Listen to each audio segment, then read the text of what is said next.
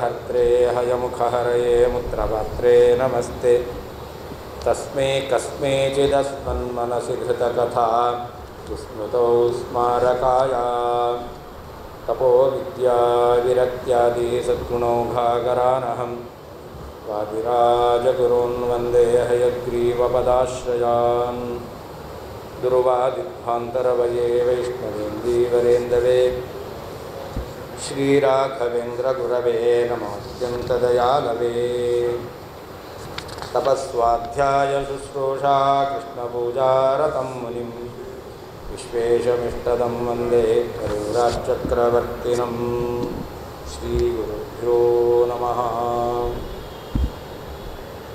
न चेत्प्रागुप्तभजन विरुद्धार्थः कथं वद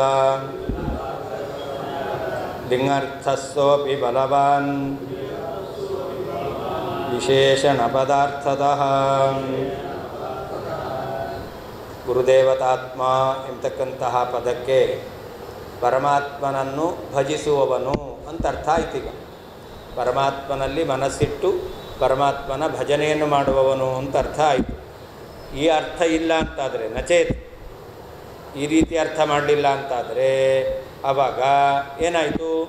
ಗುರುದೇವತೆಗಳ ಸ್ವರೂಪ ಅಂತ ಅರ್ಥ ಆಯಿತು. ಈ ಅರ್ಥ ಮಾಡಲಿಲ್ಲ ಅಂತಾದರೆ ಜೀವ ಗುರುದೇವತೆಗಳ ಸ್ವರೂಪ, ಗುರುದೇವತೆ ಅಂದರೂ ಜೀವ ಅಂದರೂ ಒಂದೇ ಅಂತಾಯಿತು. ಈ ರೀತಿಯಾದ ಅರ್ಥ ಅಂತ ಹೇಳಿದ್ರೆ ಆವಾಗ ಅದು ಸೋಪಿ ಲಿಂಗರ್ಥ ವಿಶೇಷಣ ಪದಾರ್ಥತಃ. ಗುರುದೇವತಾತ್ಮ ಎಂಬತಕ್ಕಂಥ ವಿಶೇಷಣ ಅದಕ್ಕಿಂತಲೂ ಕೂಡ ಆ ಭಜೇತ್ ಅಂತಿದೆಯಲ್ಲ, ಇದು ವಿಧಾನ ಮಾಡುವಂಥ ಧಾತು, ವಿಧಾನ ಮಾಡುವಂಥ ಪದ, ಇದರ ಅರ್ಥವೇ ಪ್ರಧಾನ. ಆವಾಗ ಅಲ್ಲಿ ವಿರೋಧ ಬರುತ್ತೆ. ಗುರುದೇವತಾತ್ಮ ಅನ್ನೋದಕ್ಕೆ ಗುರುಗಳಲ್ಲಿ ದೇವತೆಯಲ್ಲಿ ಮನಸ್ಸಿಷ್ಟವನು ಅಂತ ಅರ್ಥ ಮಾಡಬೇಕು, ಮಾಡಲಿಲ್ಲ. ಅವರೇನು ಅರ್ಥ ಮಾಡ್ತಾರೆ? ಗುರು ದೇವತಾ ಸ್ವರೂಪ ಅಂತ ಅರ್ಥ ಮಾಡ್ತಾರೆ.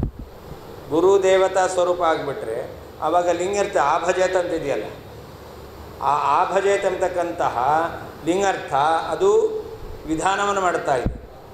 ಯಾವಾಗಲೂ ಕರ್ತೃವಿಗೆ ಕ್ರಿಯೆಯಲ್ಲಿ ಅನ್ವಯ. ಕರ್ತ ಒಬ್ಬ ಹೇಳಿದರೆ ರಾಮ ಅಂತ ಹೇಳಿದ್ರೆ ಅದಕ್ಕೆ ಏನಾದರೂ ಕ್ರಿಯೆ ಹೇಳಬೇಕು. ಅಸ್ತಿ ಅಂತ ಹೇಳಬೇಕು, ಅಥವಾ ವನಂಗತಃ ಅಂತ ಹೇಳಬೇಕು, ಅಂತ ಏನಾದರೂ ಒಂದು ಕ್ರಿಯೆಯಲ್ಲಿ ಅನ್ವಯ ಹೇಳಬೇಕು. ಹಾಗೆ ಇಲ್ಲಿ ಬುಧಃ ಅಂತ ಹೇಳಿದಾಗ ಅವನಿಗೆ ಕ್ರಿಯೆಯಲ್ಲಿ ಅನ್ವಯ ಹೇಳಬೇಕು. ಯಾವ ಕ್ರಿಯೆಯಲ್ಲಿ ಅನ್ವಯ ಹೇಳಬೇಕು? ಆ ಭಜೇತಂತ. ಹಾಗಾದರೆ ಆ ಕರ್ತೃವಿಗೆ ಕ್ರಿಯೆಯಲ್ಲಿ ಮುಖ್ಯವಾಗಿ ಅನ್ವಯ ಹೇಳಬೇಕು. ವಿಶೇಷಣ ಇಲ್ಲ ಅಂದರೂ ಪರವಾಗಿಲ್ಲ, ಕ್ರಿಯಾನ್ವಯ ಇಲ್ಲ ಅಂತಾದರೆ ಆಕಾಂಕ್ಷೆಯೇ ಪೂರ್ಣ ಆಗಲ್ಲ. ಶಬ್ದ ಅದು ರಾಮ ಅಂದರೆ ಏನು ಹೇಳ್ತೀರಾ? ನಿಮಗೆ ಗೊತ್ತಿದ್ದವನು ವೆಂಕಟೇಶ ಏನು ಅಂತ ಕೇಳ್ತೀರ, ಇದಾನೋ ಹುಷಾರಿಲ್ವೋ ಏನೋ ಒಂದು ಹೇಳಬೇಕು ಅಲ್ವಾ? ಅಲ್ಲಿಗೆ ಅದು ಪರಿಸಮಾಪ್ತಿ ಆಗೋದು. ಹಾಗಿಲ್ಲೂ ಕೂಡ ಬುಧಃ ಅಂತ ಹೇಳಿದಾಗ ಏನಾದೊಂದು ಕ್ರಿಯಾನ್ವಯ ಹೇಳಬೇಕು. ಏನು ಹೇಳಬೇಕು? ಆಭಜೇತ್ ಅಂತ ಹೇಳಬೇಕು. ಅದರಿಂದ ಆಭಜೇತ್ ಎಂಬತಕ್ಕಂತಹ ಲಿಂಗರ್ಥ ಇದೆಯಲ್ಲ, ಅದು ಪ್ರಬಲವಾದದ್ದು. ಇದು ವಿಶೇಷಣ ಯಾವುದು? ಗುರುದೇವತಾತ್ಮ ಅಂತ. ಅದಕ್ಕೇನು ಅರ್ಥ ಬೇಕಾದ್ರೆ ಹೇಳ್ರಿ ನೀವು. ಗುರುದೇವತೆ ಸ್ವರೂಪ ಅಂತ ಹೇಳ್ರಿ, ಅಷ್ಟು ಮಹತ್ವ ಇಲ್ಲ. ಅಥವಾ ಗುರುದೇವತೆಗಳಲ್ಲಿ ಮನಸ್ಸಿಟ್ಟವನು, ಅದಕ್ಕೂ ಮಹತ್ವ ಇಲ್ಲ. ಮಹತ್ವ ಇರೋದೆಲ್ಲಿ? ಆಭಜೇತ್ ಎಂಬತಕ್ಕಂಥದ್ದು. ಆದ್ದರಿಂದಾಗಿ ಒಂದು ವೇಳೆ ನೀವು ಗುರುದೇವತಾತ್ಮ ಎಂಬತಕ್ಕಂಥದ್ದಕ್ಕೆ ಗುರುದೇವತೆಗಳ ಸ್ವರೂಪ ಅಂತ ಅರ್ಥ ಮಾಡಿಬಿಟ್ರೆ ಆವಾಗ ಲಿಂಗಾರ್ಥ ಪ್ರಧಾನ, ಅದಕ್ಕೆ ವಿರೋಧ ಬರುತ್ತೆ. ಅದನ್ನು ನಾವು ಹೇಳುವ ರೀತಿಯಲ್ಲೇ ಅರ್ಥ ಮಾಡಬೇಕು. ನಚೇತ್ ಗುರುದೇವತೆಗಳಲ್ಲಿ ಮನಸ್ಸಿಟ್ಟವನು ಎಂಬತಕ್ಕಂಥ ಅರ್ಥ ಇಲ್ಲ ಅಂತಾದರೆ ಪ್ರಾಗುಕ್ತ ಭಜನ ವಿರುದ್ಧಾರ್ಥ, ಹಿಂದೆ ಹೇಳಲ್ಪಟ್ಟಂತಹ ಪರಮಾತ್ಮನ ಭಜನೆಗೆ ವಿರುದ್ಧವಾದಂತಹ ಅರ್ಥವು ಕಥಂ ಹೇಗೆ ವದ ನೀನೇ ಹೇಳು. ಸಹ ಅಯವ ಲಿಂಗರ್ಥ ಅಪಿ ಆಭಜೇತ್ ಎಂಬತಕ್ಕಂತಹ ವಿಧಿಲಿಂಗಿಂದ ಹೇಳಲ್ಪಟ್ಟಂತಹ ಅರ್ಥವಾದರೂ ವಿಶೇಷಣ ಪದಾರ್ಥತಃ ಗುರುದೇವತಾತ್ಮ ಎಂಬತಕ್ಕಂತಹ ವಿಶೇಷಣ ಪದದ ಅರ್ಥಕ್ಕಿಂತಲೂ ಕೂಡ ಬಲವಾನ್ ಪ್ರಬಲವಾದದ್ದು. ನಚೇತ್ ಗುರುದೇವತಾತ್ಮ ಎಂಬತಕ್ಕಂತಹ ವಾಕ್ಯ ಪದಕ್ಕೆ ಗುರುಗಳಲ್ಲಿ ದೇವತೆಗಳಲ್ಲಿ ಮನಸ್ಸಿಟ್ಟವನು ಅಂತ ಅರ್ಥ ಅಲ್ಲ ಅಂತಾದರೆ, ಗುರುದೇವತೆಗಳ ಸ್ವರೂಪನಾದವನು ಅಂತ ಅರ್ಥ ಆದರೆ, ಪ್ರಾಗುಕ್ತ ಭಜನ ವಿರುದ್ಧಾರ್ಥ, ಹಿಂದೆ ಹೇಳಲ್ಪಟ್ಟಂತಹ ಈಶ್ವರನ ಭಜನೆಗೆ ವಿರುದ್ಧವಾದಂತಹ ಅರ್ಥವು ಕಥಂ ಹೇಗೆ ವದ ನೀನೇ ಹೇಳು. ಸಹ ಲಿಂಗಾರ್ಥ ಅಪಿ, ಆ ಭಜೇತ್ ಎಂಬತಕ್ಕಂಥ ವಿಧಲಿಂಗಿನ ಭಜನೆ ಮಾಡು ಎಂಬತಕ್ಕಂಥ ಅರ್ಥವಾದರೂ ವಿಶೇಷಣ ಪದಾರ್ಥತಃ, ವಿಶೇಷಣ ಪದವಾದ ಗುರುದೇವತಾತ್ಮ ಎಂಬತಕ್ಕಂಥ ಪದದ ಅರ್ಥಕ್ಕಿಂತಲೂ ಬಲವಾನ್ ಪ್ರಬಲವಾದದ್ದು. ನಚೇತ್ ಅಂದರೆ ಏವಮರ್ಥ ನಚೇತ್, ಗುರುದೇವತಾತ್ಮ ಅನ್ನೋದಕ್ಕೆ ಗುರುಗಳಲ್ಲಿ ದೇವತೆಗಳಲ್ಲಿ ಮನಸ್ಸಿಟ್ಟವನು ಅಂತ ಅರ್ಥ ಅಲ್ಲ ಅಂತಾದರೆ, ಪ್ರಾಗುಕ್ತ ಈಶ್ವರ ಭಜನ ವಿರುದ್ಧ ಅಂದರೆ ಏನರ್ಥ? ಗುರುದೇವತಾ ಸ್ವರೂಪತ್ವ ರೂಪ ಅರ್ಥ. ಗುರುದೇವತಾತ್ಮ ಅನ್ನೋದಕ್ಕೆ ಗುರುದೇವತೆಗಳ ಸ್ವರೂಪನೇ ಆಗಿದ್ದಾನೆ. ಆ ಗುರುದೇವತೆಗಳ ಸ್ವರೂಪ ಆಗಿದ್ದಾನೆ ಎಂಬತಕ್ಕಂಥದ್ದು ಅದು ಭಜನ ವಿರುದ್ಧ ಅರ್ಥ. ಭಜನೆ ಮಾಡಬೇಕು ಅಂತಂದರೆ ಸೇವೆ ಸೇವಕ ಭಾವ ಇರಬೇಕು. ಸೇವೆ ಸೇವಕ ಭಾವ ಇದೆ ಅಂತಂದರೆ ಇವನೇ ಗುರುದೇವತಾ ಸ್ವರೂಪ ಆಗಲಿಕ್ಕಾಗಲ್ಲ. ಆದ್ದರಿಂದ ಗುರುದೇವತಾ ಸ್ವರೂಪ ಎಂಬತಕ್ಕಂಥ ಅರ್ಥ ಇದೆಯಲ್ಲ, ಅದು ಪ್ರಾಗುಕ್ತ ಭಜನ ವಿರುದ್ಧಾರ್ಥ. ಪೂರ್ವಂ ಈಶ್ವರ ಭೇದಘಟಿತ ತತ್ಸೇವಾ ಮುಕ್ತ ಇದಾನೀಂ ಪುನಃ ತದಧೇ ಅಭೇದೋಪಿ ಕಥಂ ವಕ್ತವ್ಯ ಇತಿ ಭಾವ ಅಂತ. ಆ ಭಜೇತ್ ಅಂತ ಹೇಳಿದ್ದಾರೆ. ಆ ಭಜೇತ್ ಅಂದರೆ ಭಜನೆ ಮಾಡಬೇಕು. ಭಜನೆ ಮಾಡಬೇಕು ಅಂತಂದರೆ ಈಶ್ವರ ಭೇದ ಘಟಿತ, ಈಶ್ವರನ ಜೀವನ ಭೇದ ಇರಲೇಬೇಕು. ಆದ್ದರಿಂದ ಈಶ್ವರನಿಂದ ಭೇದವನ್ನು ಸೇರಿಸಿಕೊಂಡಿರುವಂತಹ ಭಜನೆ ಎಂಬತಕ್ಕಂಥ ಅರ್ಥವನ್ನು ಹೇಳಿ ಆಮೇಲೆ ಗುರುದೇವತಾತ್ಮ ಅನ್ನೋದಕ್ಕೆ ಗುರುದೇವತೆಗಳ ಸ್ವರೂಪನಾದವನು ಅಂತ ಅಭೇದ ಹೇಳಿಬಿಟ್ರೆ ಆವಾಗ ಈ ಅಭೇದ ಕಥಂ ವಕ್ತವ್ಯ ಹೇಳಲಿಕ್ಕೆ ಸಾಧ್ಯ?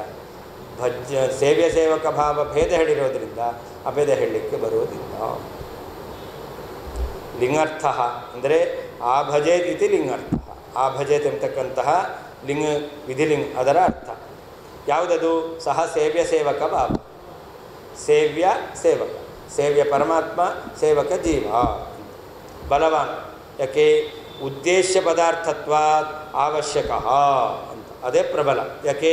ಅದನ್ನು ಉದ್ದೇಶವಾಗಿಟ್ಕೊಂಡು ಹೇಳ್ತಾ ಇದ್ದಾರೆ. ಯಾವುದು ಉದ್ದೇಶವೋ ಅದು ಪ್ರಬಲ. ಯಾವುದನ್ನು ಉದ್ದೇಶವಾಗಿ ನಾವೀಗ ರಾಮ ಅಂತ ಹೇಳ್ತೇವೆ. ರಾಮ ಅನ್ನೋದಕ್ಕಿಂತ ಮುಂದೆ ಯಾವುದು ಅಂತಂದರೆ ಅವನು ಭಕ್ತಾನುಗ್ರಹಕಾರಕ ಅಂತ ಹೇಳ್ತೇವೆ ಅಂತಂದರೆ ಅದು ಉದ್ದೇಶ.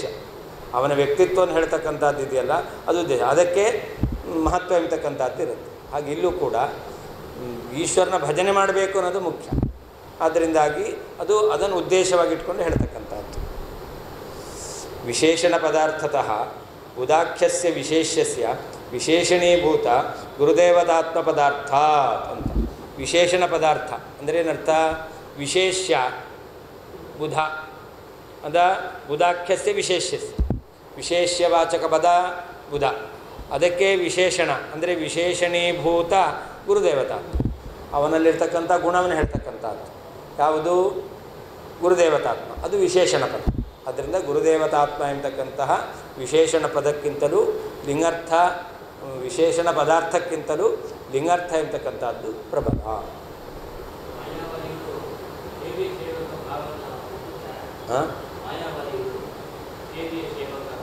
ಮಿಥ್ಯಾ ಮಿಥ್ಯಾ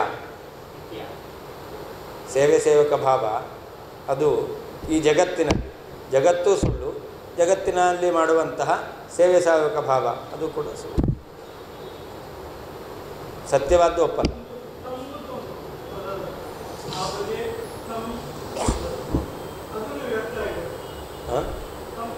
ಅದು ತಮ್ ಈಶಂ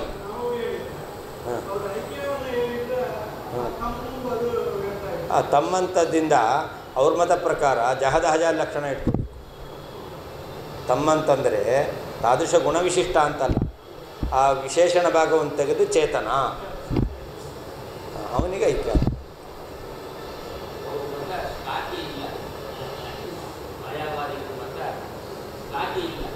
ಏನಿಲ್ಲ ಶ್ಲಾಘೆ ಪರಸ್ಪರ ವಿರೋಧ.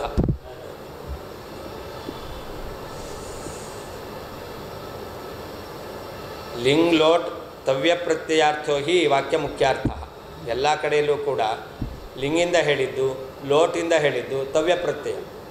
ಇದಂ ಕರ್ತವ್ಯಂ ತವ್ಯ ಪ್ರತ್ಯಯ, ಇದಂ ಕುರು ಅಂತ ಲೋಟ್, ಏವಂ ಭಜೇತ್ ಅಂತ ಅದು ವಿಧಿಲಿಂಗ್. ಹೀಗೆ ಲಿಂಗ್, ಲೋಟ್ ಮತ್ತು ತವ್ಯ ಪ್ರತ್ಯಯ ಇದರಿಂದ ಏನು ವಿಧಾನ ಮಾಡ್ತಾರೋ ಅದು ಯಾವಾಗಲೂ ಪ್ರಧಾನವಾಗಿರುತ್ತೆ. ಅತಃ ಮುಖ್ಯೇ ತದನಂತರಂ ಅಧಿಕಾರಿವಾಚಕ ಬುಧಪದಂ. ಮುಖ್ಯ ಮಾಡು ಅಂತ ಯಾರು ಮಾಡಬೇಕು ಅಂತ, ಮೊದಲು ಮಾಡು ಅಂತ ಯಾರು ಮಾಡಬೇಕು ಅಂತ ಪ್ರಶ್ನೆ ಬರುತ್ತೆ. ಅದಕ್ಕೋಸ್ಕರ ಬುಧ ಅಂತ ಅಧಿಕಾರಿಯನ್ನು ಹೇಳ್ತಕ್ಕಂಥ ಬುಧ ಪದ ಇರ್ತಕ್ಕಂಥದ್ದಿದೆ. ಮೊದಲು ಕರ್ತವ್ಯ, ಅನಂತರದಲ್ಲಿ ಯಾರು ಅಧಿಕಾರಿ ಅದನ್ನು ಹೇಳ್ತಕ್ಕಂಥ ಪದ ಬುಧ ಎಂಬತಕ್ಕಂಥದ್ದು. ತತಃಪರಂ ತಸ್ಯ ವಿಶೇಷಣೀಭೂತ ಪದ, ಅನಂತರದಲ್ಲಿ ಗುರುದೇವತಾತ್ಮ ಎಂಬತಕ್ಕಂಥ ಪದ. ಅದರಿಂದಾಗಿ ಗುರುದೇವತಾ ಎಂಬತಕ್ಕಂಥ ಪದಾರ್ಥಕ್ಕಿಂತಲೂ ಲಿಂಗಾರ್ಥ ಎಂಬತಕ್ಕಂಥದ್ದು ಪ್ರಬಲ. ಅತಃ ಮುಖ್ಯ ಬಾಧ ಅಯೋಗ. ಯಾವಾಗಲೂ ಕೂಡ ಮುಖ್ಯಾರ್ಥದಲ್ಲಿ ಬಾಧ ಇದೆ ಅಂತಾದರೆ ಅಮುಖ್ಯಾರ್ಥ ಸ್ವೀಕಾರ ಮಾಡಬೇಕು. ಇಲ್ಲೀಗ ಭಜನ ರೂಪವಾದ ಮುಖ್ಯಾರ್ಥ, ಅದಕ್ಕೆ ಭೇದವೇ ಬೇಕು, ಅಲ್ಲಿ ಬಾಧ ಎಂಬತಕ್ಕಂಥದ್ದಿಲ್ಲ. ಆದ್ದರಿಂದ ತದಾನುಕೂಲ್ಯೇನೈವ ಏತತ್ ಪದಂ ಯೋಜ್ಯಮಿತಿ ಭಾಗ, ಅನ್ಯತ್ ಪದಂ ಯೋಜ್ಯಮಿತಿ ಭಾಗ.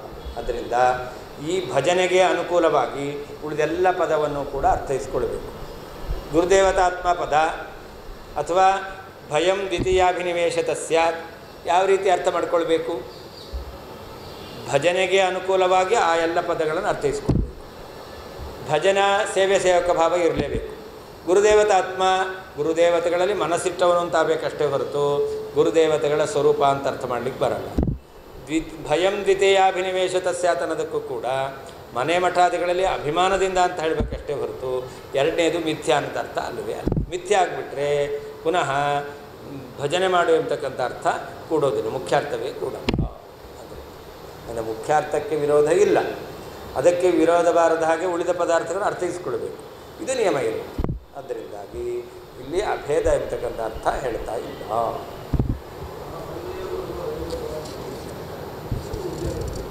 ಯಾವುದು?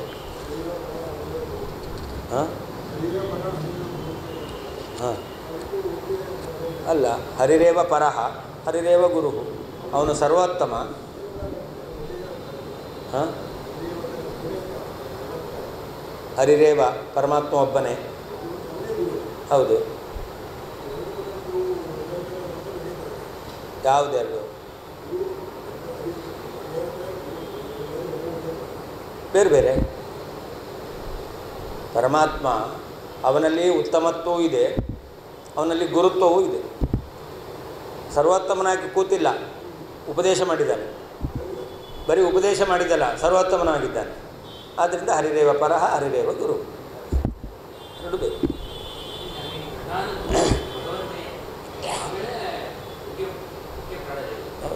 ಹೌದು ಹೌದು ಹೌದು. ಈ ತತ್ವ ಪ್ರಚಾರ ಪ್ರಾರಂಭ ಆದದ್ದೇ ಪರಮಾತ್ಮನಿಂದ. ಅವನೇ ಪ್ರಾರಂಭ ಮಾಡಿದ್ದು. ಉಪನ್ಯಾಸ ಮಾಡಿದ್ದು ಮೊದಲು ದೇವರೇ. ಹಯಗ್ರೀವ ರೂಪದಿಂದ ವೇದಗಳನ್ನು ಉಪದೇಶ ಮಾಡಿದ, ಮಹಾಭಾರತಿಗಳನ್ನು ರಚನೆ ಮಾಡಿ ಬ್ರಹ್ಮಾದಿಗಳಿಗೆ ಉಪದೇಶ ಮಾಡಿದ, ಬ್ರಹ್ಮಸೂತ್ರ ರಚನೆ ಮಾಡಿ ಬ್ರಹ್ಮಾದಿಗಳಿಗೆ ಉಪದೇಶ ಮಾಡಿದ, ಪುರಾಣಗಳನ್ನು ರಚನೆ ಮಾಡಿ ಬ್ರಹ್ಮಾದಿಗಳು ಉಪದೇಶ ಮಾಡಿದ. ಹೀಗೆ ಮೊದಲು ಪ್ರವಚನಕಾರ ಪರಮಾತ್ಮನೇ, ಆಡಿಯನ್ಸ್ ಬ್ರಹ್ಮಾದಿಗಳು. ಆಮೇಲೆ ಬ್ರಹ್ಮಾದಿಗಳೇ ಪ್ರವಚನಕಾರರಾದರು. ಭಗವಂತ ನೀವು ಮಾಡ್ತೀರಲ್ಲ, ನಾನು ಮಾಡಲ್ಲ ಅಂತ ಸುಮ್ಮನೆ. ಹೌದು ಅಲ್ಲ, ವೇದವ್ಯಾಸ ರೂಪದಲ್ಲಿ ಬ್ರಹ್ಮಾದಿಗಳಿಗೆ ಬ್ರಹ್ಮಸೂತ್ರವನ್ನು ಕೂಡ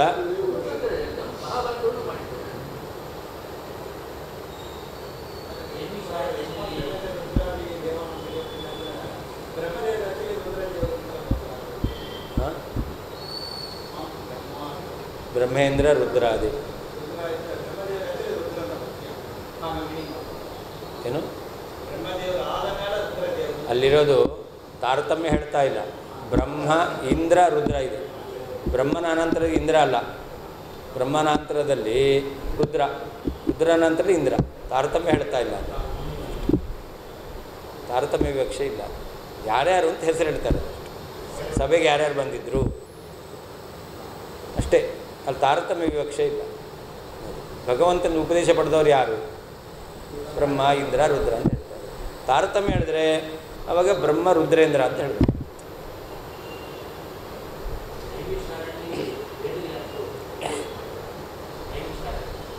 ನೈಮಿಷಾರಣ್ಯದಲ್ಲಿ ಶೌನಕಾದಿಗಳಿಗೆ ಸೂತ ಮಹರ್ಷಿಗಳು.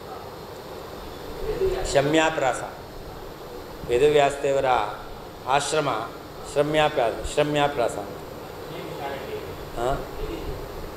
ಅದು ಅಲ್ಲೇ ಹತ್ತಿರದಲ್ಲಿ, ಎಲ್ಲಿ ಅಂತ ಗೊತ್ತಿಲ್ಲ. ಅದೇ ಶಮ್ಯಾಪ್ರಾಸ ಅಂತ ಅವರ ಆಶ್ರಮ ಅಲ್ಲಿ.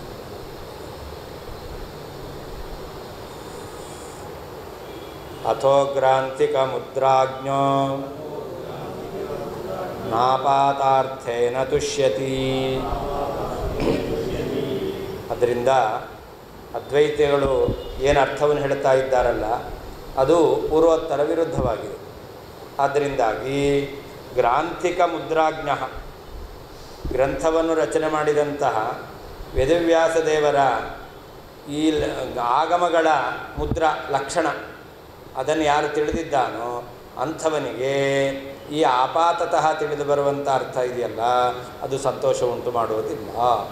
ಯಾರಿಗೆ ಗ್ರಾಂಥಿಕ ಮುದ್ರಾ ಗ್ರಂಥದ ಲಕ್ಷಣ ಅದರ ಜ್ಞಾನ ಇದೆಯೋ ಅಂಥವನಿಗೆ ಯಾವ ರೀತಿಯಲ್ಲಿ ಪೂರ್ವಾಪರ ವಿರೋಧ ಬರಬಾರ್ದು. ಇದು ಗ್ರಂಥದ ಅಧ್ಯಯನ ಮಾಡ್ತಕ್ಕಂಥವನಲ್ಲಿರಬೇಕಾದಂತಹ ಗುಣ.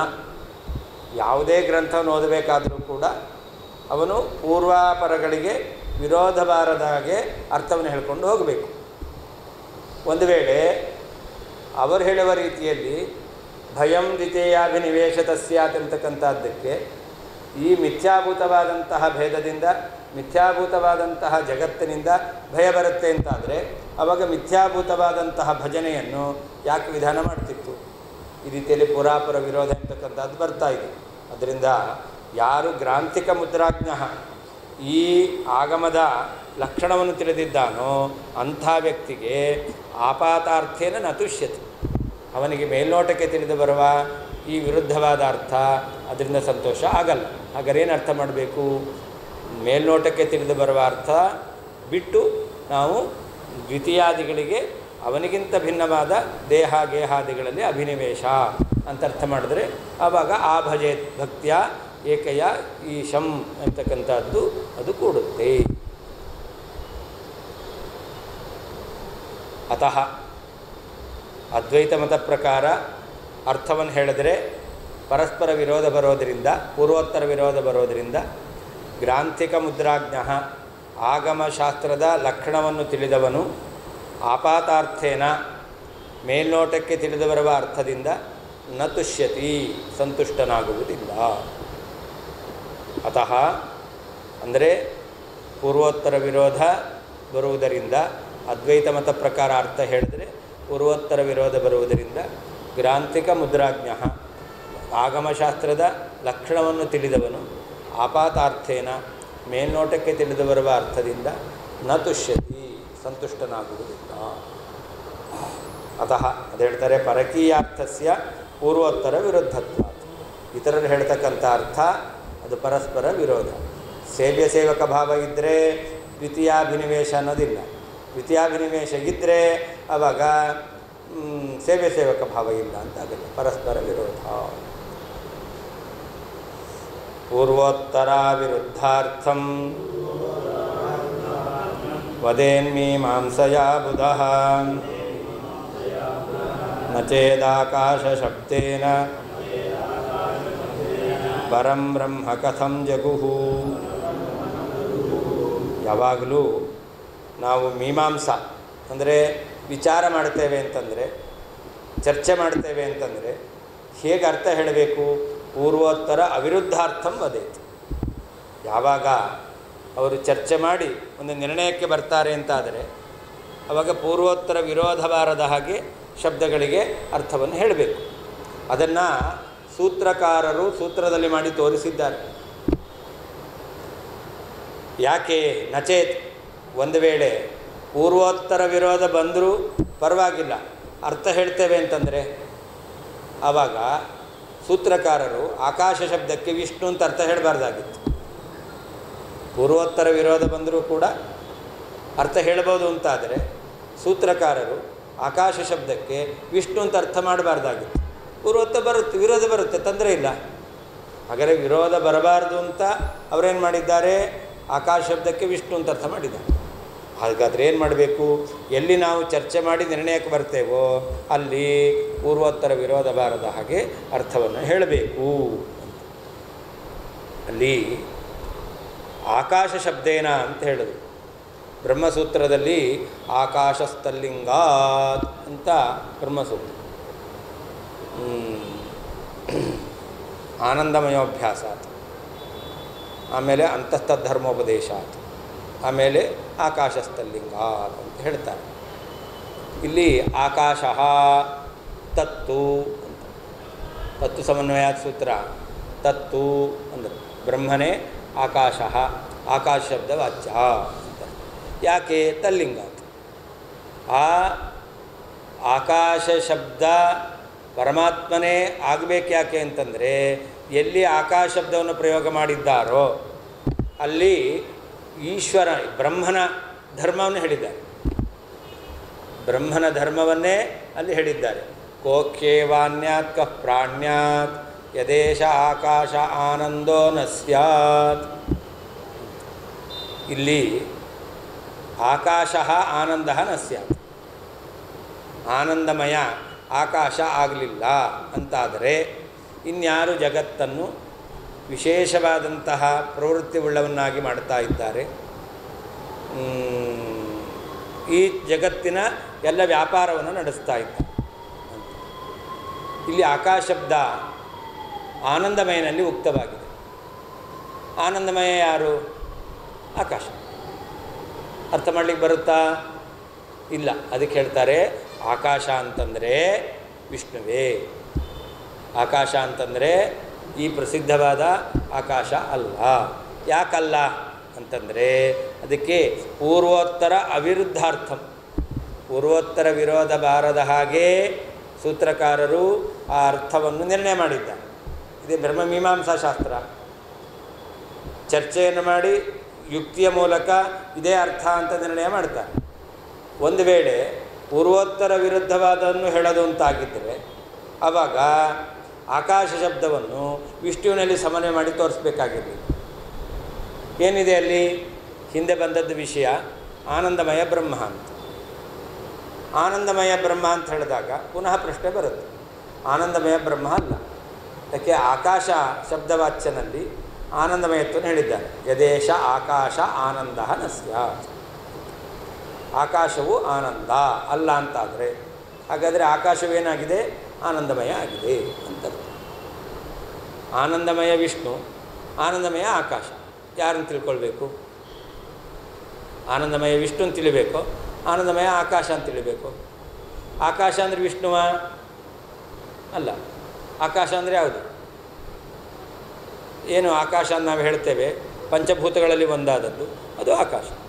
ಪೃಥ್ವಿ, ಅಪು, ತೇಜಸ್ಸು, ವಾಯು, ಆಕಾಶ, ಅದು ಆಕಾಶ, ಅದು ಆನಂದಮಯ ಅಂತಾಯಿತು. ಹೀಗೆ ಆಕಾಶ ಶಬ್ದ ವಿಷ್ಣುವನ್ನು ಹೇಳಲಿಲ್ಲ ಅಂತಾದರೆ ಆನಂದಮಯ ವಿಷ್ಣು ಅಲ್ಲ ಆಕಾಶ ಅಂತ ಆಗ್ತಿತ್ತು. ಅದಕ್ಕೇನು ಮಾಡಿದ್ರು? ತತ್ವ ಸಮನ್ವಯಾತ್ ಆನಂದಮಯೋಭ್ಯಾಸಾತ್ ಎಂಬುದಾಗಿ ಎಲ್ಲ ಶಬ್ದಗಳೂ ಬ್ರಹ್ಮನನ್ನು ಹೇಳುತ್ತೆ. ಆನಂದಮಯನೂ ಬ್ರಹ್ಮನೇ ಅಂತ ಹೇಳಿದ ಮೇಲೆ ಈಗ ಆನಂದಮಯ ಆಕಾಶ ಅಂತಾದಾಗ ಅವಕ್ಕೇನು ಮಾಡಿದ್ರು? ಆಕಾಶ ಶಬ್ದವಾಚ್ಯನಾಗಿರ್ತಕ್ಕಂಥವನು ವಿಷ್ಣುವೇ ಆಗಿದ್ದಾನೆ. ಯಾಕೆ ಅಂತಂದರೆ ಅಲ್ಲಿ ಹೇಳಿರ್ತಕ್ಕಂತಹ ಏನು ಆಕಾಶ ತಲ್ಲಿಂಗಾತ್ ಪರೋವರಿಯಸ್ತು ಹೇಳಿದ್ದಾರೆ. ಪರೋವರಿಯಾನ್ ಉದ್ಗೀತ ಅಂತ ವಾಕ್ಯ ಇದೆ. ಪರೋವರಿಯಾನ್ ಉದ್ಗೀತ. ಯಾರು ಪರೋವರಿಯ? ಉತ್ತಮರಾದ ಬ್ರಹ್ಮಾದಿಗಳಿಗಿಂತಲೂ ಉತ್ತಮನಾಗಿದ್ದಾನೆ. ಉದ್ಗೀತ ಉಚ್ಚತ್ವೇನ ಅವನು ವಾಚ್ಯನಾಗಿದ್ದಾನೆ. ಗೀತ ಹೇಳಲ್ಪಟ್ಟವನು, ಸರ್ವೋತ್ತಮತ್ವೇನ ಪ್ರತಿಪಾದಿಸಲ್ಪಟ್ಟವನು ಯಾರೋ ಅವನೇ ಆಕಾಶ ಅಂತ ಹೇಳಿದ್ದಾನೆ. ಹಾಗಾದರೆ ಇಲ್ಲಿ ಆಕಾಶ ಶಬ್ದ ಸಮನ್ವಯ ವಿಷ್ಣುವಿನಲ್ಲಿ ಮಾಡಿ ತೋರಿಸಿದ್ದಾರೆ. ಯಾಕೆ ಮಾಡಿ ತೋರಿಸಿದ್ದು? ಪೂರ್ವೋತ್ತರ ವಿರೋಧ ಬರಬಾರ್ದು. ವಿರೋಧ ಬರುತ್ತೆ ಅಂತ ನೀವು ಇಟ್ಕೊಳ್ಳೋದಾಗಿದ್ದರೆ ಆಕಾಶ ಶಬ್ದವನ್ನು ವಿಷ್ಣುವಿನಲ್ಲಿ ಸಮನ್ವಯ ಮಾಡುವಂತಹ ಪ್ರಸಂಗವೇ ಇರ್ತಿರಲಿಲ್ಲ. ಅವರು ವಿಷ್ಣುವಿನಲ್ಲಿ ಸಮನ್ವಯ ಮಾಡಿದ್ದಾರೆ, ಅದರಿಂದ ವಿರೋಧ ಬಾರದಾಗಿ ಅರ್ಥ ಹೇಳಬೇಕು. ನೀವು ಭಯಂ ದ್ವಿತೀಯಾಭಿನಿವೇಶತ ಸ್ಯಾತ್ ಅಂತಕ್ಕಂಥದ್ದಕ್ಕೆ ಅದ್ವೈತ ಪರವಾಗಿ ಅರ್ಥವನ್ನು ಹೇಳಬೇಕು. ತನ್ಮೂಲಕ ಜಗತ್ತೆಲ್ಲ ಮಿಥ್ಯಾ ಅಂತ ಹೇಳ್ತೀರಾ ಅಂತಂದರೆ ಪೂರ್ವೋತ್ತರ ವಿರೋಧ ಬಂತು. ಯಾಕೆ ಮೊದಲು ಮಿಥ್ಯಾ ಅಂದರು, ಆಮೇಲೆ ಈಶನ ಭಜನೆ ಮಾಡಬೇಕು ಅಂಥೇಳಿ ಪೂರ್ವೋತ್ತರ ವಿರೋಧ ಬಂತು. ಆದರೆ ಸೂತ್ರಕಾರರಿಗೆ ಎಲ್ಲಿಯೂ ಕೂಡ ಪೂರ್ವೋತ್ತರ ವಿರೋಧ ಬರಬಾರದು, ಆ ರೀತಿಯಲ್ಲೇ ಅರ್ಥ ಮಾಡಬೇಕು. ಇಲ್ಲಿಯೂ ಕೂಡ ನಾವು ಹೇಳುವ ರೀತಿಯಲ್ಲಿ ದ್ವಿತೀಯ ಶಬ್ದಕ್ಕೆ ಎರಡನೇದಾದ ಜಗತ್ತು ಅಂತ ಅರ್ಥ ಅಲ್ಲ, ದೇಹಗೇಹಾದಿಗಳು ಅಂತ ಅರ್ಥ. ಆವಾಗ ಆ ಭಜತೆ ಅಂತಕ್ಕಂಥದ್ದಕ್ಕೆ ಪರಮಾತ್ಮನ ಭಜನೆ ಮಾಡಬೇಕು ಅಂತಕ್ಕಂಥ ವಿರೋಧ ಇಲ್ಲದ ಅರ್ಥ ಆಗುತ್ತೆ.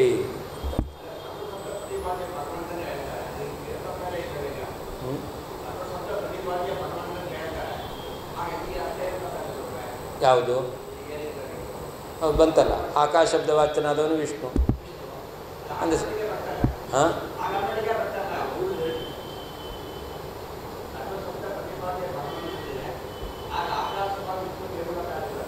ಆ ಸರ್ವಶಬ್ದ ಅಂತ ಹೇಳಿದ್ರಿ. ಸರ್ವಶಬ್ದ ಅಂತಂದರೆ ಯಾವ್ಯಾವ ಶಬ್ದ, ಅದರ ಮೇಲೆ ಏನೇನು ಶಂಕೆ ಬರುತ್ತೆ ಅದನ್ನು ತೋರಿಸ್ತಾ ಇದ್ದ, ಬಿಡಿಸಿ ತೋರಿಸ್ತಾ ಇದ್ದ.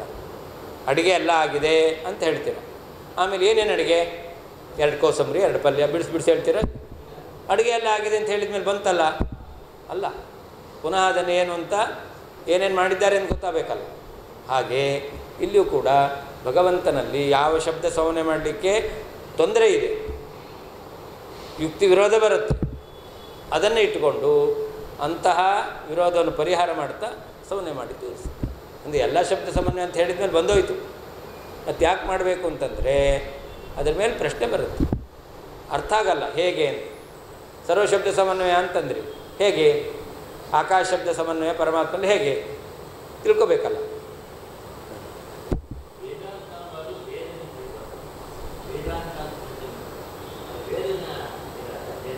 ವೇದಾಂತ ಅಂತಂದರೆ ವೇದದ ನಿರ್ಣಯ, ಅಂತ ಅಂದರೆ ನಿರ್ಣಯ ಅಂತ.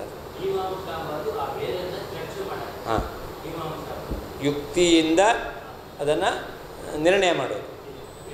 ಹಾಂ, ವೇದದ ಅರ್ಥವನ್ನು ಯುಕ್ತಿಯಿಂದ ನಿರ್ಣಯ ಮಾಡೋದು ಮೀಮಾಂಸಾ.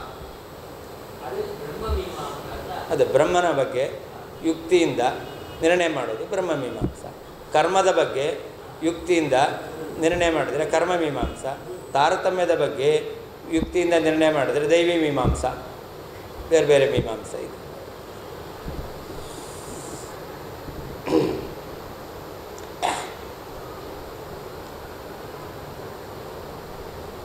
ಇಲ್ಲಿ ಆಕಾಶದಲ್ಲಿ ಹೇಳಿರುವಂತಹ ಸರ್ವೋತ್ಕೃಷ್ಟತ್ವ, ಆಕಾಶ ಶಬ್ದವಾಚ್ಯನಲ್ಲಿ ಪರೋವರಿಯಸ್ತ್ವ, ಉದ್ಗೀತತ್ವ ಇದೆ. ಈ ಆಕಾಶದಲ್ಲಿದೆಯಾ? ಇಲ್ಲ. ಅದರಿಂದ ಎಲ್ಲಿ ಆಕಾಶ ಶಬ್ದದಲ್ಲಿ ಪರೋವರಿಯಸ್ತ್ವ ಉದ್ಗೀತತ್ವ ಹೇಳಿದ್ದಾರೋ ಅದನ್ನು ಆಕಾಶದಲ್ಲಿ ಕೂಡಿಸ್ಬೇಕು ಅಂತಾದರೆ ಆ ಪರೋವರಿಯಸ್ತ್ವ ಉದ್ಗೀತತ್ವ ಇರೋ ವಿಷ್ಣುವನ್ನೇ ಆಕಾಶ ಶಬ್ದವಾಚ್ಯ ಅಂತ ಹೇಳಬೇಕು. ಆವಾಗ ವಿರೋಧ ಇಲ್ಲ. ಇಲ್ಲ ಅಂತಾದರೆ ಪರೋವರಿಯಸ್ತ್ವ ಉದ್ಗೀತತ್ವ ಆಕಾಶದಲ್ಲಿ ಇಲ್ಲ, ಶ್ರುತಿ ಹೇಳಿದೆ, ಹೇಗೆ ಅಂತ ವಿರೋಧ ಬರುತ್ತೆ. ಅದಕ್ಕೋಸ್ಕರ ವಿಷ್ಣು ಅಂತ ಹೇಳಬೇಕು. ಒಂದು ಇದು ಸರ್ವೋತ್ತಮ ಅಲ್ಲ. ಹಾಗೆ ಇನ್ನೊಂದು ಸೂತ್ರ ಇದೆ, ಯಸ್ಮಿನ್ ದ್ಯೌಹ್ಯು ಪೃಥಿವಿ ಅಂತರಿಕ್ಷಂಚ ಓತಂ ಪ್ರೋತಂ ಅಂತ. ಯಾವ ವ್ಯಕ್ತಿಯಲ್ಲಿ ಈ ಪೃಥಿವಿ ಮೊದಲಾಗಿರ್ತಕ್ಕಂತಹ ಎಲ್ಲ ಲೋಕಗಳು ಆಶ್ರಯವನ್ನು ಪಡೆದಿದೆಯೋ ಅಂತ ಹೇಳಿದ್ದಾರೆ. ಅದ್ಯಾವುದು? ಆಕಾಶ. ಎಲ್ಲ ಲೋಕದ ಆಕಾಶದಲ್ಲಿ ತಾನೇ ಇರೋದು, ಆಕಾಶ ಇಲ್ಲ ಅಂದ್ರೆ ಇರಲಿಕ್ಕಾಗುತ್ತಾ? ಇಲ್ಲ. ಹಾಗಾದರೆ ಪುನಃ ಇಲ್ಲಿ ಆಕಾಶ ಅಂದರೆ ಯಾರಾಯಿತು? ಅವಾಗ ಆಕಾಶ ಭೂತಾಕಾಶ ಅಂತಾಯಿತು.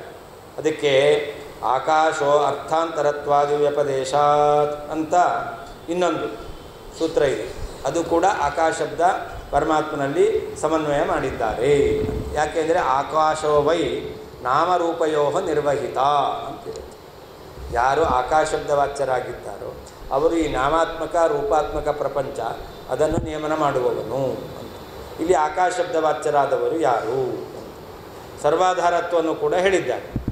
ಇದ್ಯಾರು ಅಂತ ಪ್ರಶ್ನೆ. ಅಂದರೆ ಇಲ್ಲೇನು ಹೇಳಬೇಕು? ಪ್ರಸಿದ್ಧವಾದ ಆಕಾಶ ಅಂತ ಹೇಳಲಿಕ್ಕಾಗಲ್ಲ. ಏಕೆ? ಪ್ರಸಿದ್ಧ ಆಕಾಶದಲ್ಲಿ ಏನಿಲ್ಲ, ನಾಮರೂಪಗಳ ನಿಯಾಮಕತ್ವ ಎಂಬತಕ್ಕಂಥದ್ದು ಇಲ್ಲ. ಹಾಗಾದರೆ ಆ ನಾಮರೂಪಗಳ ನಿಯಾಮಕತ್ವ, ನಿರ್ವಾಹಕತ್ವ ಅದು ಯಾರಲ್ಲಿ ಬರಬೇಕು? ವಿಷ್ಣುವಿನಲ್ಲೇ ಬರ್ತಾ ಇದೆ ಎಂಬುದಾಗಿ ಇನ್ನೊಂದು ಕಡೆಯಲ್ಲಿ ಕೂಡ ಹೇಳಿದ್ದಾರೆ.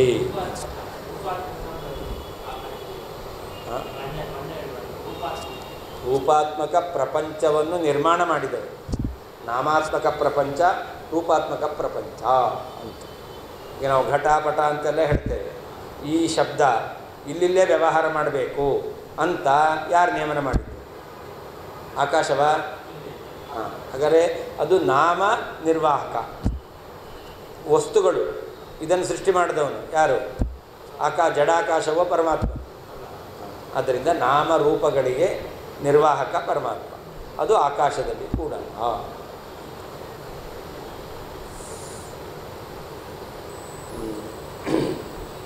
ಆಕಾಶ ಅದು ಯದಂತರ ತದ್ಬ್ರಹ್ಮ. ನಾಮರೂಪ ಇದಕ್ಕಿಂತ ವಿಲಕ್ಷಣವಾದದ್ದು ಅದು ಬ್ರಹ್ಮ ಅಂತ ಹೇಳಿದ್ದಾರೆ. ಆಕಾಶ ಅದಕ್ಕೆ ನಾಮ ಇದೆ, ಅದಕ್ಕೆ ರೂಪ ಇದೆ, ಅದು ವಿಲಕ್ಷಣ ಅಲ್ಲ. ಆಕಾಶವು ನಾಮರೂಪ ವಿಲಕ್ಷಣ ಅಲ್ಲ. ಬ್ರಹ್ಮ ಇದ್ದಾನಲ್ಲ, ಅವನು ನಾಮರೂಪ ವಿಲಕ್ಷಣ. ಯಾಕೆ? ಅವನಿಗೆ ಇಷ್ಟೇ ಅಂತ ನಾಮ ಇಲ್ಲ. ಅವನಿಗೆ ಇಷ್ಟೇ ಅಂತ ನಾಮ ಇಲ್ಲ. ಎಷ್ಟು ನಾಮ ಇದೆಯೋ ಎಲ್ಲ ಅವನದ್ದೇ ನಾಮ. ಅದರಿಂದ ಅವನು ನಾಮ ವಿಲಕ್ಷಣ. ರೂಪ ವಿಲಕ್ಷಣ. ಅವನಿಗೆ ಪ್ರಾಕೃತ ರೂಪ ಇಲ್ಲ, ಅಪ್ರಾಕೃತ ರೂಪ. ಅದರಿಂದ ನಾಮರೂಪ ವಿಲಕ್ಷಣ ಪರಮಾತ್ಮನಾಗ್ತಾನೆ. ಹಾಂ ಹಾಂ. ಹಾಗೆ ಇನ್ನೊಂದಿದೆ, ಏನಂತ? ಕಾರಣತ್ವೇನ ಚ ಆಕಾಶಾದಿಷು ಯಥಾ ವ್ಯಪದಿಷ್ಟೋಕ್ತೆ ಅಂತ ಇನ್ನೊಂದು ಆಕಾಶ ಶಬ್ದ ಸಮನ್ವಯ ಇದೆ. ಅಲ್ಲಿ ಆಕಾಶ ಶಬ್ದವಾಚ್ಯನಾದನು ವಿಷ್ಣು ಆಗಲ್ಲ ಅಂತ ಪುನಃ ಪ್ರಶ್ನೆ. ಯಾಕೆಂದರೆ ಆತ್ಮನಃ ಆಕಾಶ ಸಂಭೂತ ಅಂತಿದೆ. ಆತ್ಮನಿಂದ ಆಕಾಶ ಉತ್ಪತ್ತಿ ಅಷ್ಟೇ ಅಲ್ಲ, ಆಮೇಲೆ ಆಕಾಶಾದ್ವಾಯು. ಆತ್ಮನಿಂದ ಜನ್ಮ, ವಾಯುವಿಗೆ ಜನಕ. ಹೀಗೆ ಜನ್ಯತ್ವ ಜನಕತ್ವವನ್ನು ಹೇಳಿದ್ದಾರೆ. ಪರಮಾತ್ಮನಲ್ಲಿ ವಾಯುಜನಕತ್ವ ಇಲ್ಲ. ಆತ್ಮನಿಂದ ಜನ್ಯ ಆಕಾಶ ಅಂತಂದರೆ ಆಕಾಶಕ್ಕಿಂತ ಉತ್ತಮ ಇನ್ನೊಬ್ಬ ಆತ್ಮ ಇದ್ದಾನೆ ಅಂತಾಯಿತು, ಸರ್ವೋತ್ತಮತ್ವ ಕೂಡ. ಆದ್ದರಿಂದ ಆಕಾಶ ಶಬ್ದವಾಚ್ಯನಾದವನು ವಿಷ್ಣು ಆಗಲ್ಲ ಅಂತ ಪ್ರಶ್ನೆ ಬಂತು. ಅದಕ್ಕೇನು ಹೇಳ್ತಾರೆ? ಆತ್ಮನಃ ಆಕಾಶ. ಪರಮಾತ್ಮನಿಂದ ಆಕಾಶ ಉತ್ಪತ್ತಿ ಆಯಿತು, ಹೌದು. ಅಲ್ಲ, ಪರಮಾತ್ಮನಿಗೆ ಸರ್ವೋತ್ತಮತ್ವ ಬರಲಿಲ್ಲಲ್ಲ. ಆಕಾಶ ಶಬ್ದವಾಚ್ಯನಾದವನು ಪರಮಾತ್ಮ, ಆತ್ಮನಿಂದ ಉತ್ಪನ್ನನಾಗಿದೆ, ಆತ್ಮ ಉತ್ತಮನಾದ. ಆಕಾಶ ಶಬ್ದವಾಚ್ಯನಾದ ಪರಮಾತ್ಮ ಉತ್ತಮ ಅಲ್ಲ ಅಂತಂದರೆ ಪರಮಾತ್ಮ ಭೂತಂ ಭೂತಾಭಿಮಾನಿ ಚ ತದ್ದೇಹ ಅಂತರ್ನಿಯಾಮಕ ಅಂತ ಭೂತ ಆಕಾಶ, ಆಕಾಶದ ಒಳಗಡೆ ಇರುವ ಭಗವಂತನ ರೂಪ ಅಭಿವ್ಯಕ್ತವಾಯಿತು. ಆದ್ದರಿಂದ ಆಕಾಶ ಶಬ್ದವಾಚ್ಯನಾದ ಆಕಾಶದಲ್ಲಿರುವ ಪರಮಾತ್ಮನ ರೂಪದ ಅಭಿವ್ಯಕ್ತಿಯನ್ನು ಇಟ್ಟುಕೊಂಡು ಆತ್ಮನಃ ಆಕಾಶ ಅಂತ ಹೇಳಿದ್ದಾರೆ ಅಂತ ಈ ರೀತಿಯಲ್ಲಿ ಅರ್ಥವನ್ನು ಮಾಡಬೇಕು ಎಂಬುದಾಗಿ ಸೂತ್ರಕಾರರು ಹೇಳಿದ್ದಾರೆ. ಏನಂತ? ಕಾರಣತ್ವೇನ ಚ ಆಕಾಶಾದಿಷು ಯಥಾ ವ್ಯಪದಿಷ್ಟೋಕ್ತೆ ಅಂತ ಹೇಳಿದ್ದಾರೆ. ಅದರಿಂದ ಹೀಗೆ ಆಕಾಶ ಶಬ್ದ ಮೂರು ಕಡೆಯಲ್ಲಿ ಸಮನ್ವಯ ಮಾಡಿದ್ದಾರೆ. ಒಮ್ಮೆ ಆಕಾಶಸ್ಥಲಿಂಗಾತ್ ಅಂತ ಒಂದು, ಇನ್ನೊಂದು ಆಕಾಶ ಅರ್ಥಾಂತರತ್ವಾದಿ ವ್ಯಪದೇಶಾತ್ ಅಂತ ಇನ್ನೊಂದು ಕಾರಣತ್ವೇನ ಚ ಆಕಾಶಾದಿಷು ಯಥಾ ವ್ಯಪದಿಷ್ಟೋಕ್ತೆ ಅಂತ ಮೂರು ಕಡೆಯಲ್ಲಿ ಆಕಾಶ ಶಬ್ದ ಸಮನ್ವಯ ಮಾಡಿದ್ದಾರೆ. ಅದರಲ್ಲಿ ಒಂದು ಯದೇಶ ಆಕಾಶ ಆನಂದೋ ನ ಸ್ಯಾತ್ ಎಂಬತಕ್ಕಂತಹ ಆ ವಾಕ್ಯದಲ್ಲಿ ಪರೋವರೆಯಸ್ತ್ಯಾದುಗಳನ್ನು ಹೇಳ್ತಕ್ಕಂಥದ್ದು. ಎರಡನೇದು ನಾಮರೂಪಗಳಿಗೆ ನಿರ್ವಾಹಕನಾಗಿರ್ತಕ್ಕಂಥವನು, ನಾಮರೂಪ ವಿಲಕ್ಷಣನಾಗಿರ್ತಕ್ಕಂಥವನು ಅಂತ ಹೇಳುವಂಥ ಆಕಾಶ ಶಬ್ದವಾಚ್ಯನಾದವನು. ಆಕಾಶ ಸಂಭೂತಃ ಅಂತಿರ್ತಕ್ಕಂತಹ ಆಕಾಶದ ಉತ್ಪತ್ತಿಯನ್ನು ಹೇಳ್ತಕ್ಕಂತಹ ಸಂದರ್ಭದಲ್ಲಿ ಬಂದ ಆಕಾಶ ಶಬ್ದ. ಇದೆಲ್ಲವೂ ಕೂಡ ಪರಮಾತ್ಮನನ್ನೇ ಹೇಳುತ್ತೆ ಅಂತ ಸೂತ್ರಕಾರ ನಿರ್ಣಯ ಮಾಡಿದ್ದಾನೆ.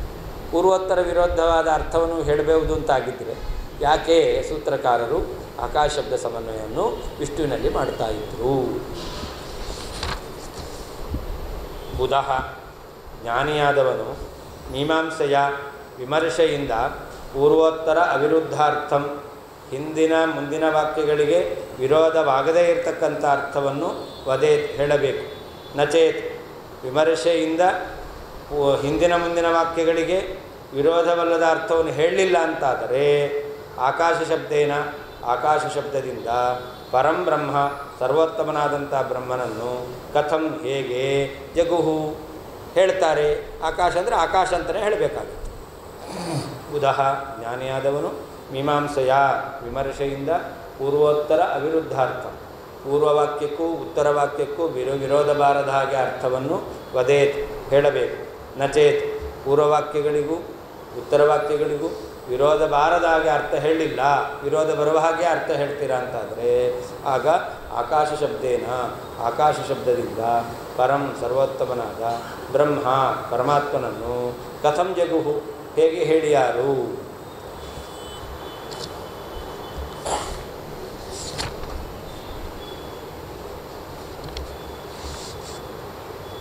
ನಚೇತ್ ಪೂರ್ವೋತ್ತರ ವಿರುದ್ಧ ಅರ್ಥ ನ ವಕ್ತವ್ಯಶ್ಚೇತ್ ಅಂತ. ನಚೇತ್ ಅಂತಂದರೆ ಪೂರ್ವೋತ್ತರ ವಿರುದ್ಧವಾಗಿರ್ತಕ್ಕಂಥ ಅರ್ಥ ನ ವಕ್ತವ್ಯ, ನಚೇತ್ ಹೇಳಬಾರ್ದು ಅಂತ ಆಗಿದ್ದರೆ, ಹೇಳಬಾರ್ದು ಅಂತ ಆಗಲಿಲ್ಲ ಅಂತಾದರೆ ಹೇಳ್ಬೋದು ಅಂತಾಗಿದ್ದರೆ ಅಂತ ಅರ್ಥ. ಯಾಕೆ ಹೇಳ್ತಾ ಇದ್ರು?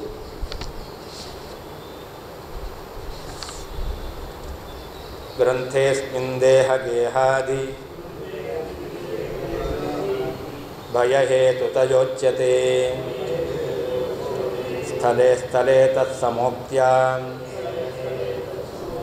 ತಸ್ಯೈವ ಸ್ಯಾದ್ವಿತೀಯತಾ. ಅಷ್ಟೇ ಅಲ್ಲ, ದ್ವಿತೀಯ ಪದದಿಂದ ಯಾವುದನ್ನು ಇಟ್ಕೊಳ್ಬೇಕು ಅಂತಂದರೆ, ಯಾವುದರಿಂದ ಭಯ ಬರುತ್ತೆ ಅಂತ ಭಾಗವತ ಹೇಳಿದೆಯೋ ಅದನ್ನು ದ್ವಿತೀಯ ಶಬ್ದದಿಂದ ಇಟ್ಕೊಳ್ಬೇಕು. ಭಾಗವತದಲ್ಲಿ ಈ ಮನೆ ಮಠ ಹೆಂಡತಿ ಮಕ್ಕಳು ಗಂಡ ಇವರಿಂದ ತೊಂದರೆ ಇದೆ ಅನ್ನೋದನ್ನು ಆಗಾಗ ಭಾಗವತ ಉಲ್ಲೇಖ ಮಾಡಿದೆ. ಆದ್ದರಿಂದ ದ್ವಿತೀಯ ಪದದಿಂದ ಯಾವುದನ್ನು ಇಟ್ಕೊಳ್ಬೇಕು? ಭಯಕ್ಕೆ ಕಾರಣವಾಗಿರ್ತಕ್ಕಂತಹ ಹೆಂಡತಿ ಮಕ್ಕಳು ಗಂಡ ಆಸ್ತಿ ಮನೆ ಮಠ ಇವುಗಳನ್ನೇ ಇಟ್ಕೊಳ್ಬೇಕು. ಯಾಕೆ ಅಂತಂದರೆ ಅದನ್ನು ಹೇಳ್ತಾರೆ ತಲೆ ತಲೆ ತತ್ಸಮೋಕ್ತ್ಯ ಅಂತ. ನೀವು ಒಂದು ವೇಳೆ ದ್ವಿತೀಯ ಪದಕ್ಕೆ ಜಗತ್ತು ಅಥವಾ ಭೇದ ಅಂತ ಹೇಳ್ತೀರಾ ಅಂತಂದರೆ ಅಲ್ಲಿ ಅದರ ಬಗ್ಗೆ ಹೇಳಿದ್ದೇ ಅಲ್ಲ.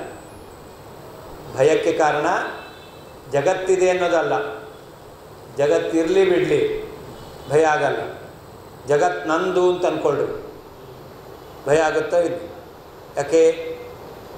ಪಾಕಿಸ್ತಾನದವರು ಡೆಲ್ಲಿಗೆ ಬಾಂಬ್ ಹಾಕಬೇಕು ಅಂತ ಆಲೋಚನೆ ಮಾಡಿದ್ದಾರೆ. ಡೆಲ್ಲಿ ನಂದು, ಅವಾಗೇನಾಯಿತು?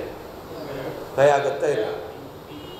ನಮ್ಮನೆ ನಂದು, ಡೆಲ್ಲಿ ನಂದಲ್ಲ, ಆವಾಗ ಡೆಲ್ಲಿ ಸತ್ಯವೇ, ಭಯ ಇಲ್ಲ.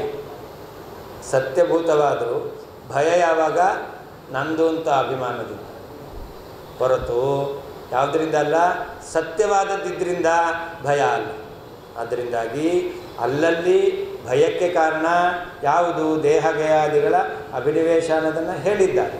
ಆದ್ದರಿಂದ ಆ ಸಮಾಖ್ಯ ಇರೋದರಿಂದಲೂ ಕೂಡ ಇಲ್ಲಿ ದ್ವಿತೀಯವಾಗಿರ್ತಕ್ಕಂಥ ವಸ್ತು ಯಾವುದನ್ನು ಇಟ್ಕೊಳ್ಬೇಕು? ದೇಹಗಯಾದಿಗಳನ್ನೇ ಇಟ್ಕೊಳ್ಬೇಕು, ಹೊರತು ಭೇದ ಆಗಲಿ ಜಗತ್ತಾಗಲಿ ದ್ವಿತೀಯ ವಸ್ತು ಅಂತ ಅರ್ಥ ಅಲ್ಲ. ಅಸ್ಮಿನ್ ಗ್ರಂಥೆ, ಈ ಭಾಗವತದಲ್ಲಿ ಸ್ಥಳೇ ಸ್ಥಳೇ ಅಲ್ಲಲ್ಲಿ ಬಹಳ ಕಡೆಯಲ್ಲಿ ದೇಹಗೇಹಾದಿ ಮನೆ ದೇಹ ಶರೀರ ಮೊದಲಾದವುಗಳು ಭಯಹೇತುತೆಯ ಭಯಕ್ಕೆ ಕಾರಣ ಎಂಬುದಾಗಿ ಉಚ್ಯತೆ ಹೇಳಲ್ಪಡ್ತಾ ಇದೆ.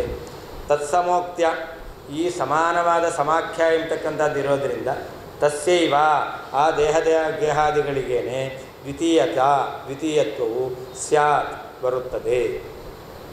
ಅಸ್ಮಿನ್ ಗ್ರಂಥೆ ಈ ಭಾಗವತ ಗ್ರಂಥದಲ್ಲಿ ಸ್ಥಳೇ ಸ್ಥಳೇ ಅಲ್ಲಲ್ಲಿ ದೇಹಗೇಹಾದಿ ಶರೀರ ಮನೆ ಮೊದಲಾದವುಗಳು ಭಯಹೇತುತೆಯ ಭಯಕ್ಕೆ ಕಾರಣ ಎಂಬುದಾಗಿ ಉಚ್ಯತೆ ಹೇಳಲ್ಪಡ್ತಾ ಇದೆ.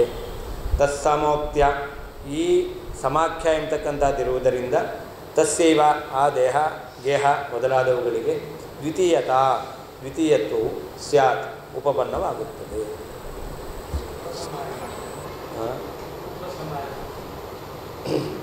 ದ್ವಿತೀಯ ಶಬ್ದೇನ ದೇಹಗೇಹಾದಿಕಮೇವ ಗ್ರಾಹ್ಯಂ ಇತ್ಯತ್ರ ಆಂತರಯುಕ್ತಿಮಪಿ ಆಹಾ.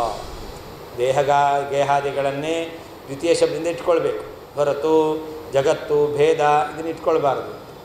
ಯಾಕೆ ಅನ್ನೋದಕ್ಕೆ ಅಲ್ಲೇ ಇರುವ ಯುಕ್ತಿ, ಗ್ರಂಥದಲ್ಲೇ ಇರುವ ಆಂತರಯುಕ್ತಿ ಅಂದರೆ ಗ್ರಂಥದಲ್ಲೇ ಇರುವ ಯುಕ್ತಿ, ಅದನ್ನು ಹೇಳ್ತಾ ಇದ್ದಾರೆ. ಹಾಂ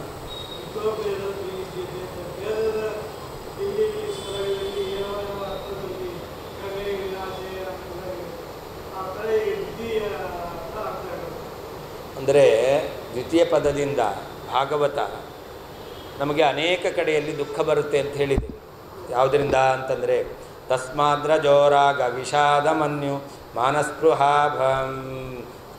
ಭಯ ದೈನ್ಯಾದಿ ಮೂಲಂ ಹಿತ್ವಾಗ್ರಹಂ ಸಂಸ್ಕೃತಿ ಚಕ್ರವಾಲಂ ನೃಸಿಂಹಪಾದಂ ಭಜತಾಕೋತೋ ಭಯಂ ಹಿತ್ವಾತ್ಮಪಾತಂ ಗೃಹಮಂಧಕೂಪಂ ವನಂಗತೋ ಯದ್ಧರಿಮಾಶ್ರಯೇತ ಕಿಮು ವ್ಯವಹಿತ ಅಪತ್ಯದಾರಾಗಾರಧನಾಗಯ ಅಂತ ಈ ರೀತಿಯಲ್ಲಿ ಈ ಭಾಗವತವೇ ಈ ಹೆಂಡತಿ ಮಕ್ಕಳು ಗಂಡ ಆಸ್ತಿ ಪಾಸ್ತಿ ಇದೆಲ್ಲ ಭಯ ಹೇತು ಅಂತ ಹೇಳಿದರು. ಆದ್ದರಿಂದ ಭಯಕ್ಕೆ ಕಾರಣವಾದದ್ದು ಅಂತ ಅಲ್ಲಿದೆ. ದ್ವಿತೀಯ ಅಭಿನಿವೇಶತಃ ಭಯಂ ಸ್ಯಾತ್. ಹಾಗಾದರೆ ಭಯ ಕಾರಣತ್ವ ಯಾವುದಕ್ಕೆ? ದ್ವಿತೀಯ ಯಾವುದು ಅದನ್ನೆಲ್ಲ ಹೇಳಿದ್ದಾರೆ. ಹೀಗೆ ಯಾವುದು ಅವನಿಗೆ ವಿಷಾದ ಮನ್ಯು ಮಾನ ಸ್ಪೃಹ ದೈನ್ಯ ಗೃಹಂ ಸಂಸ್ಕೃತಿ ಚಕ್ರವಾಲ. ಈ ಮನೆ ಎಂತಕ್ಕಂಥದ್ದೇ ಸಂಸಾರ ಎಂತಕ್ಕಂತಹ ಚಕ್ರಕ್ಕೆ ಮೂಲ. ಈ ಸಂಸಾರ ಚಕ್ರದಲ್ಲಿ ಸುತ್ತುತ್ತಾ ಇರಬೇಕಾಗುತ್ತೆ. ಯಾವುದಕ್ಕೆ? ಈ ಮನೆ ಇವುಗಳಲ್ಲಿ ಅಭಿಮಾನ ಇದ್ದಾಗ. ಮತ್ತು ಹಿತ್ವಾತ್ಮಪಾತಂ ಗೃಹಂ ಅಂಧಕೂಪಂ ಪ್ರಹ್ಲಾದರಾಜರೇ ಹೇಳಿದ್ರು. ಮನೆ ಎಂತಕ್ಕಂಥದ್ದು ಕತ್ತಲೆಯ ಭಾಗ. ಅದರಲ್ಲಿ ಅಭಿಮಾನ ಇದೆ ಅಂದರೆ ಪುನಃ ಅಲ್ಲೇ ಬಿಡ್ತಿರ್ತೇವೆ. ರಾತ್ರಿ ನೋಡಿದ ಬಾವಿಯಲ್ಲಿ ಬೆಳಿಗ್ಗೆ ಬಿದ್ದ ಹಾಗೆ. ಬೆಳಿಗ್ಗೆ ನೋಡಿದ ಬಾವಿ ರಾತ್ರಿ ಬೀಳೋದಲ್ಲ, ರಾತ್ರಿ ನೋಡಿದ ಬಾವಿಯಲ್ಲಿ ಬೆಳಿಗ್ಗೆ ಬಿದ್ದ ಹಾಗೆ ಅಂತ ಆಗಿಬಿಡುತ್ತೆ. ಅದರಿಂದ ಆರು ಮಾಡಬಾರ್ದು. ಅಸ್ಮಿನ್ ಅಂದರೆ ಭಾಗವತ ಗ್ರಂಥೇ ಅಸ್ಮಿನ್ ಗ್ರಂಥ ಭಾಗವತದಲ್ಲಿ. ತಸ್ಮಾತ್ ಅದನ್ನು ಹೇಳ್ತಾರೆ. ತಸ್ಮಾತ್ ರಜೋರಾಗ ವಿಷಾದ ಮನ್ಯು ಮಾನಸ್ಪೃಹಾ ಭಯ ದೈನ್ಯಾದಿ ಮೂಲಂ ಹಿತ್ವಾಗ್ರಹಂ ಸಂಸ್ಕೃತಿ ಚಕ್ರವಾಲಂ ನೃಸಿಂಹಪಾದಂ ಭಜತ ಅಕುತೋ ಭಯಂ. ಅಕುತೋ ಭಯ, ಕುತಃ ಭಯ ಇಲ್ಲ, ಯಾವುದರಿಂದಲೂ ಭಯ ಇಲ್ಲ. ಯಾವಾಗ? ನೃಸಿಂಹಪಾದಂ, ಪರಮಾತ್ಮನ ಪಾದವನ್ನು ಭಜನೆ ಮಾಡಿದರೆ ಯಾವುದರಿಂದಲೂ ಭಯ ಇಲ್ಲ ಅಂತ. ಆದರೆ ಸಂಸಾರ ಇದೆಯಲ್ಲ ಅದು ಸಂಸ್ಕೃತಿ ಚಕ್ರವಾಲ. ಸಂಸಾರ ಇದೆಯಲ್ಲ ಅದು ಚಕ್ರವಾಲ, ಹರಿತವಾದಂತಹ ಚೂಪಾದ ಮೊನೆ ಉಳ್ಳಂತಹ ಚಕ್ರದಂತೆ. ಸುದರ್ಶನ ಚಕ್ರ ಅದು ತುಂಬ ಹರಿತವಾಗಿದೆ. ಹಾಗೆ ಈ ಸಂಸಾರ ಚಕ್ರ ತುಂಬ ಶಾರ್ಪ್ ಆಗಿದೆ. ಅದು ಅಂಥದ್ದು ಚಕ್ರವಾಲಂ, ಅದರ ತುದಿ ಅದನ್ನು ಬಿಡಬೇಕು.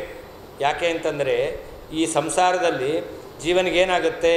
ರಜೋ ರಾಗ ವಿಷಾದ ಮನ್ಯು ಮಾನಸ್ಪೃಹ ಭಯ ದೈನ್ಯ ಇದೆಲ್ಲವೂ ಇದೆ. ಆಸೆ, ಆಮೇಲೆ ರಜೋಗುಣದ ಪ್ರಭಾವ ಕಾಮ, ರಜೋ ರಾಗ ಒಂದು ಕಾಮ, ಇನ್ನೊಂದು ಆಸೆ. ಅದಾದಮೇಲೆ ವಿಷಾದ, ಅದು ಸಿಗಲಿಲ್ಲ ಅಂತ ದುಃಖ ಪಡ್ತಕ್ಕಂಥದ್ದು. ಮನ್ಯು ಸಿಗಲಿಲ್ಲ ಅಂದರೆ ಕೋಪ. ಆಮೇಲೆ ಮಾನ, ನನಗೆ ಸಿಕ್ತು ಅಂತ ಅಭಿಮಾನ ಅಹಂಕಾರ. ಆಮೇಲೆ ಸ್ಪೃಹ, ಎಲ್ಲ ಬೇಕು ಎಂಬತಕ್ಕಂಥ ಬಯಕೆ. ಭಯ, ಅಯ್ಯೋ ಯಾರಾದರೂ ಎತ್ಕೊಂಡು ಹೊಡೋಗ್ಬಿಡ್ತಾರೋ ಏನೋ, ಬಂದರೆ ಅದರ ಮೇಲೆ ಭಯ, ರಕ್ಷಣೆ ಮಾಡೋದು ಅಂತ. ಆಮೇಲೆ ದೈನ್ಯ, ಇಲ್ಲ ಅಂತಾದರೆ ಅಯ್ಯೋ ಹಿಂಗಾಗೋದ್ನಲ್ಲ, ಇನ್ನೊಬ್ಬರ ಹತ್ರ ಕೇಳಬೇಕಾಯ್ತಲ್ಲ. ಇದೆಲ್ಲದಕ್ಕೂ ಮೂಲವಾದದ್ದು ಸಂಸಾರ. ಅಂತಹ ಸಂಸಾರವನ್ನು ಬಿಡು. ನೃಸಿಂಹಪಾದ ಮೂಲಂ, ಅದು ಅಕುತೋ ಭಯಂ, ಅದನ್ನು ಭಜತ ಅಂತ ಹೇಳ್ತಾ ಇದೆ. ಇತ್ಯಾದೌ ಸ್ಥಳೆ, ಇದೇ ಬೇರೆ ಬೇರೆ ಭಾಗದಲ್ಲಿ ಇದನ್ನು ಹೇಳಿದ್ದಾರೆ. ತತ್ಸಮೋಕ್ತಿ ಅಂದರೆ ತತ್ಸಮಾಖ್ಯಯ. ಈ ರೀತಿಯಲ್ಲಿ ದೇಹಗಾದಿಗಳನ್ನೇ ದುಃಖ ಕಾರಣ ಅಂತ ಹೇಳಿರೋದ್ರಿಂದ ಇಲ್ಲಿಯೂ ಕೂಡ ದ್ವಿತೀಯಾಭಿನಿವೇಶತಃ ಭಯಂ ಸ್ಯಾತ್ ಅಂತ ಹೇಳಿರೋದ್ರಿಂದ ಇದಕ್ಕೆ ಸಮಾಖ್ಯ, ಅದು ಸಮಾನವಾದ ಉಕ್ತಿ. ದ್ವಿತೀಯತ ಭಯಹೇತುಭೂತ ದ್ವಿತೀಯತ. ಎರಡನೇ ವಸ್ತು ಅಂದರೆ ಯಾವುದು? ಭಯಕ್ಕೆ ಕಾರಣವಾಗಿರ್ತಕ್ಕಂಥ ಎರಡನೇ ವಸ್ತು, ಅದು ದೇಹಗೇಹಾದಿಗಳು. ಹೊರತು ಜಗತ್ತು ಮಿಥ್ಯಾಭೂತವಾದ ಜಗತ್ತು ಅಂತ ಅರ್ಥ ಅಲ್ಲ. ಶ್ರೀಕೃಷ್ಣಾರ್ಪಣ ವಸ್ತು. 2:15